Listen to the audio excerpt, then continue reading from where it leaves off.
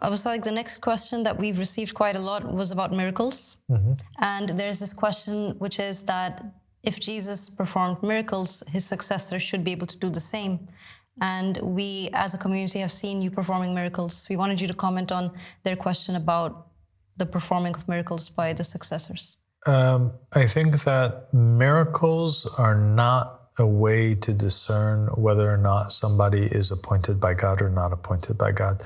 And just simply put, Christians and Muslims, they both believe that one of the greatest miracle workers that will ever walk on the earth is the Antichrist. That he does this in their traditions, many great miracles and wonders, right? And the false prophets too, they do miracles and wonders. And so miracles does not in it and of itself prove whether or not somebody's from God or not God. And there were individuals in the time of Simon Peter that used to levitate and do other sorts of tricks or use demons to perform so-called miracles. And so it's not a way to know.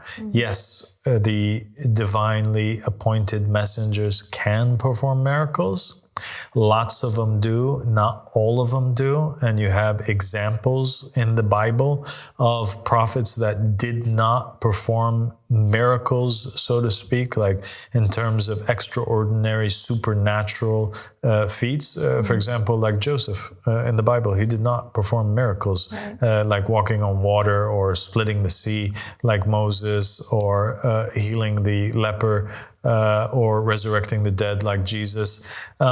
But rather, Joseph just had the gift of a dream interpretation, right? And this could be considered a miracle, but really it's more of knowledge.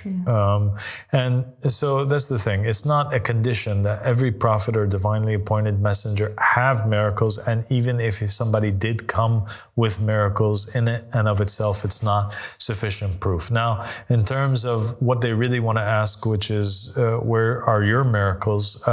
If I testified on my own behalf, it would be pointless. And so I will just refer that question to you and to the rest of the believers. If it's you and the brothers and the sisters in our faith and in our congregation that have testified that you guys have seen dozens of miracles with me. So I'll let you guys testify.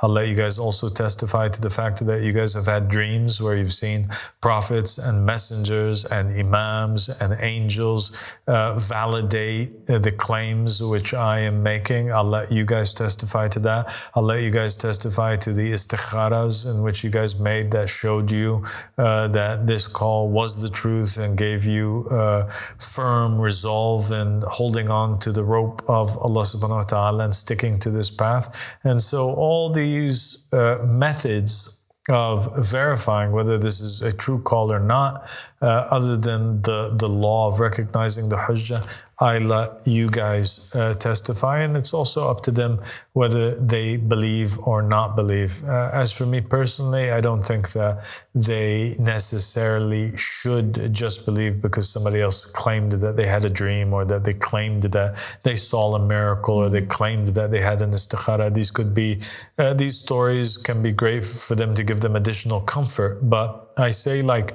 Ahmed al-Hasan said, I don't want, and we don't want anybody to follow us blindly.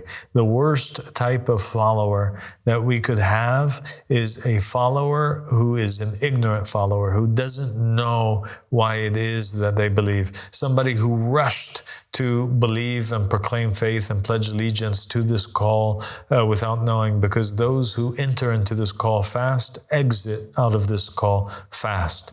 And so somebody has to, that commits to this path, they need to be like a firm tree that has its roots implanted in the ground and that does not swing to the left or the right with any storm or any wind that blows, like the wind that causes the grass to go back and forth.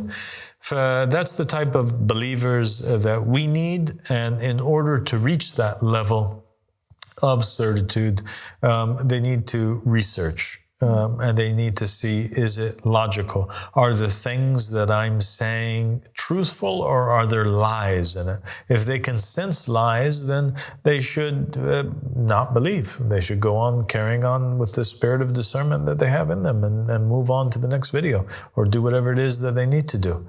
But if they find that I speak no lies, then they owe it to themselves so that they don't end up being the same as those Jews that were rejecting Jesus and the apostles. They need to pay attention to this call, because I think at the end of this call, they're going to find Jesus and they're going to find Imam al-Mahdi alayhi salam validating and confirming the fact that they sent me forward. SubhanAllah. And Aba Al-Sadiq, we do testify. We testify that we've seen the greatest of miracles on this journey with you. And through all these years of knowing you, that's all we have seen. God bless you, Ali.